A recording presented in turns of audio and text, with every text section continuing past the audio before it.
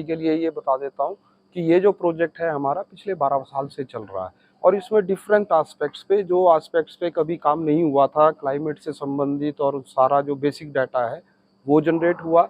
और कुछ इसमें जो GHGs हैं, ग्रीन हाउस गैसेज, जिनकी वजह से क्लाइमेट चेंज जो है वो होता है, उनके ऊपर भी अध्ययन जो है वो पास्ट में भी हुए हैं और अभी भी चल रहे हैं इसमें जो है।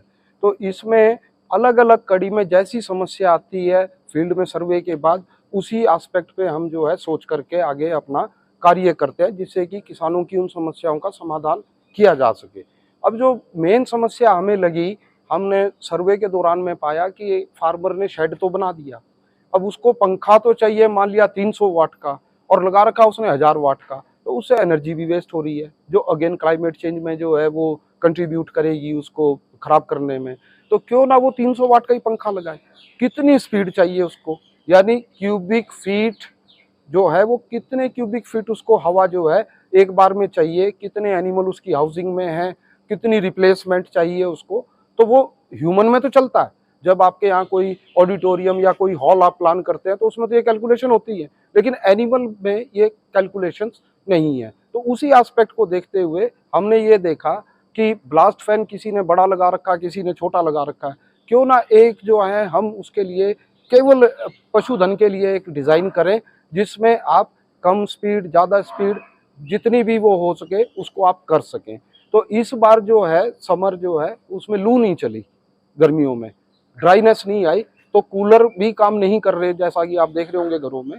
तो इस बार हम वो एक्सपेरिमेंट लगा नहीं पाए, लेकिन अब जो है जो नमी वाला गर्म मौसम आ रहा है उसमें हम इसको 3-4 जुलाई से हम इसको शुरू कर रहे हैं।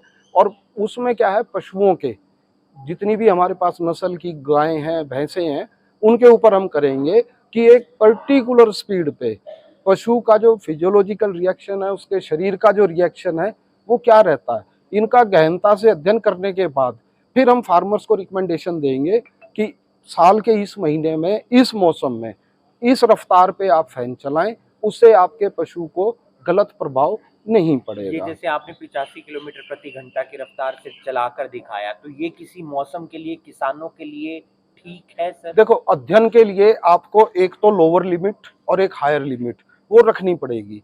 तो अगर आपको नॉर्मल रूटीन का करना है तो 25-26 से लेके 45-50 किलोमीटर की हवा जो है वो आप यूज करेंगे, तो इसको 85 किलोमीटर पे चलाने की जरूरत नहीं है।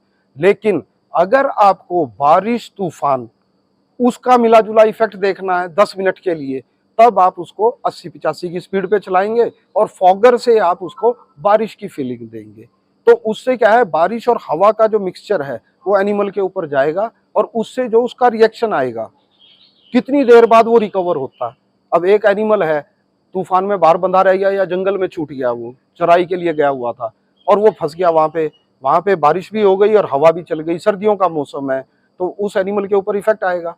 फिर हम देखेंगे वो ट्रीटमेंट देने के बाद कितनी देर बाद सारे पैरामीटर नॉर्मल आते हैं। तो इट मीन्स कि जब भी आंधी तूफान आए तो हम किसानों के लिए एक एडवाइजरी दे सकते हैं कि अगर आपका पशु बाहर आंधी तूफान में रह गया है तो आप उसको आने के बाद ये चीज खिलाएं। कुछ भी हो सकता है, एनर्जी लॉस होगा तो एनर्जी दे। का भी एक्सपेरिमेंट करना अभी है। करेंगे, अभी तो हमने मशीन को टेस्टिंग और पूरा किया है हमने, और एक सीजन का हमने अध्ययन किया है, लेकिन अभी उसके आंकड़े पूरे नहीं है। जब भी वो पूरा हो जाएगा तब हम उस दूध पर असर पड़ेगा सर इससे? हर चीज पे असर पड़ेगा। जब देखो, जिस टाइम आप बाइक पे सर्दियों में निकल रहे हैं और 80 की स्पीड पे बाइक है तो आपके आंख, कान, नाक, सब कुछ, सिर ठंडा हो जाता है।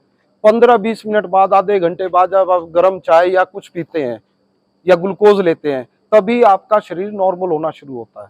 हाथ की जो सुनता है वो भी काफी देर में रिकवर होती है। तो यही चीज हमारे पशुधन के ऊपर भी अप्लाई होती है, और उससे क्या है, ब्लड सर्कुलेशन पे फर्क पड़ेगा, हर चीज पे फर्क पड़ेगा। और जाहिर सी बात है उस पे कौन सी है और कितनी कॉस्ट आई है? इसमें तकरीबन 1,05,000 कॉस्ट आई है विद रेगुलेटर। और इसमें मशीन जो है हमारी, ये एयर ब्लास्टिंग मशीन है। तो ये किसानों तक भी पहुंचे, इसके लिए भी प्रयास जो करेंगे? किसान भाई इंटरेस्ट लेंगे उनके लिए निकरा हमेशा ओपन है, वो आए, इसकी फोटो ले जाएं और अपने आप इसको फैब्रिकेट कराएं।